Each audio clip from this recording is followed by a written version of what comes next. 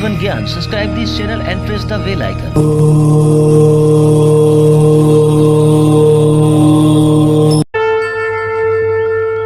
जय माता दी। आप सभी का हमारे YouTube चैनल जीवन ज्ञान में स्वागत है। आइए सुनते हैं आज वर्धिनी एकादशी की कथा। हमारे चैनल से जुड़े रहने के लिए हमारे चैनल को लाल बटन दबा करके सब्सक्राइब करें, साथ में बेल आइकन घंटी दबाएं ताकि मेरे वीडियो का नोटिफिकेशन आपको समय से मिलता रहे। वर्धिनी एकादशी का व्रत वैशाख माह के कृष्ण पक्ष की एकादशी को किया जाता है। जो भी भक्त वर्धिनी एकादशी का व्रत करते हैं, वर्धिनी एकादशी व्रत का कथा श्रवण करते हैं, भगवान विष्णु और माता लक्ष्मी की कृपा से उनके सभी पाप और ताप नष्ट हो जाते हैं। जब मनुष्य के पाप और ताप नष्ट होते हैं तभी जाकर के उनको सभी प्रकार के सुखों की प्राप्ति होती है। एकादशी का व्रत सभी प्रकार के ताप और पाप को नष्ट करने वाला है तथा सभी प्रकार से सुख और समृद्धि को प्रदान करने वाला है। एकादशी के व्रत में दिन भर उपवास रह करके भगवान का पंचोपचार या खोटसोपचार पूजन विधि के द्वारा भगवान विष्णु माता लक्ष्मी का पूजन करे। वर्धिनी एकादशी के दिन भगवान विष्णु के अवतार भगवान वाराह का पूजन किया जाता है। एकादशी के व्रत में अन्न ग्रहण नहीं किया जाता और अगर उपवास ना रह पाए तो एक समय फलाहार ग्रहण करे, भगवान का पूजन करे, रात्रि जागरण भजन कीर्तन करते हुए अगले दिन जाकर के सुबह ब्राह्मणों को भोजन करा के दान दक्षिणा दे करके और व्रत का नियम और निष्ठा के साथ पारण करे। तो आइए सुनते हैं वर्धिनी एकादशी की कथा। तो बोलिए प्रेम से भगवान विष्णु की जय, माता लक्ष्मी की जय। बहुत समय पहले की बात है कि एक बार भगवान श्री कृष्ण से धर्मराज युधिष्ठिर ने पूछा कि हे भगवान, हे प्रभु, वैशाख माह की कृष्ण पक्ष की एकादशी का क्या नाम है? उस व्रत की क्या विधि है और उस व्रत को करने से क्या फल की प्राप्ति होती है? यह आप कृपा करके विस्तार पूर्वक मुझसे कहिए। मैं आपको बारंबार प्रणाम करता हूँ। इस प्रकार धर्मराज युधिष्ठिर ने भगवान श्री कृष्ण से प्रार्थना किया तो भगवान श्री कृष्ण कहने लगे कि हे राजा, यह बड़ा ही आपने उत्तम बात पूछा है। वर्धिनी एकादशी का व्रत सभी प्रकार के पापों को नष्ट करने वाला है। यह व्रत सौभाग्य को प्रदान करने वाला है और इस व्रत के प्रभाव से मनुष्य को मोक्ष की प्राप्ति होती है। इस व्रत को यदि कोई अभागिन स्त्री भी करे तो उस स्त्री को सौभाग्य की प्राप्ति होती है। इसी वर्धिनी एकादशी के प्रभाव से राजा मानधाता स्वर्ग को गए थे। वर्धिनी एकादशी का फल 10,000 वर्ष तक तप करने के बराबर होता है।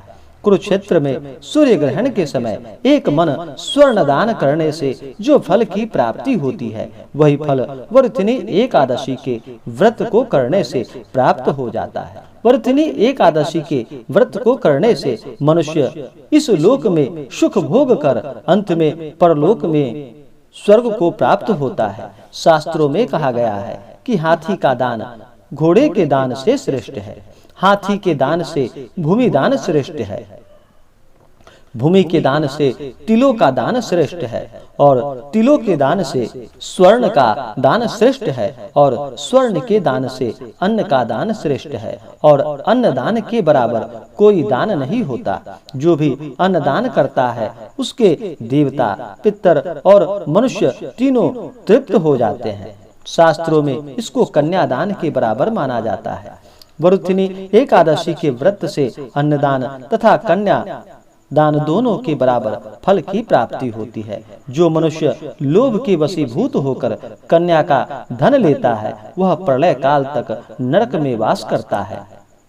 उसको अगले जन्म में बिलाड़ का जन्म लेना पड़ता है। जो मनुष्य प्रेम एवं धन सहित कन्या का दान करता है उसके पुण्य को चित्रगुप्त भी लिखने में असमर्थ खुद को बताता है, उसको कन्यादान का फल प्राप्त होता है। इस प्रकार भगवान श्री कृष्ण ने धर्मराज युधिष्ठिर से कहा और फिर कहा कि हे राजन, मैं आपको राजा मानधाता की कथा सुनाता हूँ कि किस प्रकार राजा को इस व्रत के प्रभाव से मुक्ति प्राप्त हुई और वह सभी प्रकार के सुखों को प्राप्त कर सका। धर्मराज युधिष्ठिर ने कहा कि हे प्रभु, आप मुझे राजा मानधाता की कथा सुनाए। फिर भगवान श्री कृष्ण कहने लगे कि प्राचीन समय में नर्मदा नदी के तट पर राजा मानधाता रहता था। वह राजा बड़ा ही दयालु था, धर्म और कर्म के कार्य में सदा ही लगा रहता था। वह अत्यंत दानशील और तपस्वी था। एक दिन राजा तपस्या करने के लिए जंगल को गया। उस जंगल में जाने के बाद उस जंगल में एक भालू आकर राजा को पकड़कर उसका पैर चबाने लगा।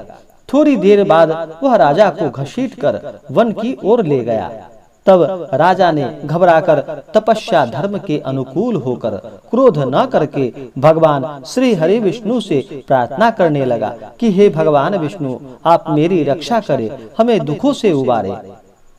इस प्रकार राजा के प्रार्थना करने पर भगवान विष्णु उसी समय प्रकट हो गए और उस भालू को अपने सुदर्शन चक्र से काट डाला। राजा का पैर उस समय भालू तब तक खा चुका था। इससे राजा बहुत ही शोकाकुल था। भगवान विष्णु ने उसे दुखी देखकर कहा कि हे राजन, हे वत्स, मथुरा में जाकर तुम मेरी वाराह अवतार की पूजा करो, मेरी मूर्ति की पूजा करो, वर्धिनी एकादशी का व्रत करो। वैशाख माह के कृष्ण पक्ष की एकादशी तिथि को जब तुम वर्धिनी एकादशी का व्रत करोगे, उस व्रत के प्रभाव से तुम फिर से पुनः अंगों वाले हो जाओगे और तुम्हारा जो अंग कटा हुआ है वह अंग फिर से तुम्हें प्राप्त हो जाएगा। यह पैर तुम्हारा पूर्व जन्म के पाप के कारण कटा हुआ है। इस प्रकार भगवान विष्णु राजा को बताकर फिर से अंतर्ध्यान हो गए। भगवान विष्णु के कथा अनुसार उस राजा ने वर्धिनी एकादशी का व्रत किया, नियम और निष्ठा का पालन किया। वर्धिनी एकादशी व्रत के प्रभाव से उस राजा के सभी दुख दूर हो गए और राजा फिर से पुनः अंगों वाला हो गया। इस प्रकार भगवान विष्णु की कृपा से वर्धिनी एकादशी व्रत के प्रभाव से राजा मानधाता के सभी दुख दूर हुए। हे भगवान विष्णु, उसी प्रकार से अपने भक्तों की सदैव लाज बचाना, उनकी सदैव रक्षा करना, सभी प्रकार के सुख और समृद्धि को प्रदान करना। इस बार वर्धिनी एकादशी का व्रत 7 मई 2021 दिन शुक्रवार को मनाया जाएगा। एकादशी तिथि प्रारंभ समय 6 मई 2021 दिन गुरुवार दोपहर 2:12 और एकादशी तिथि की समाप्ति होगी 7 मई 2021 दिन शुक्रवार दोपहर 3:33। वर्धिनी एकादशी तिथि पारण समय होगा 8 मई 2021 दिन शनिवार को सुबह 5:35 से सुबह 8:20 तक। इस बार वर्धिनी एकादशी का पारण किया जाएगा कुशोदकेन पारणम, यानी कि कुशा के जल से पारण किया जाएगा। जो भी भक्त सच्ची श्रद्धा, नियम व निष्ठा के साथ एकादशी का व्रत करते हैं, कथा श्रवण करते हैं, उसके सभी पाप और ताप नष्ट हो जाते हैं और सभी प्रकार के सुखों की प्राप्ति होती है। तो बोलिए प्रेम से भगवान विष्णु की जय, माता लक्ष्मी की जय। तो आशा करता हूँ कि यह जानकारी आपको अच्छा लगा हो। ऐसे ही ज्ञानवर्धक जानकारियाँ प्राप्त करने के लिए हमारे इस चैनल जीवन ज्ञान को लाल बटन दबा करके सब्सक्राइब करें, साथ में बेल आइकन घंटी दबाएं ताकि मेरे वीडियो का नोटिफिकेशन आपको समय के अनुसार मिलता रहे। वीडियो को लाइक और अपने दोस्तों के साथ शेयर करें। कमेंट में जय माता दी जरूर लिखें ताकि आपकी कुशलता का हमें पता चलता रहे। जय माता दी। धन्यवाद।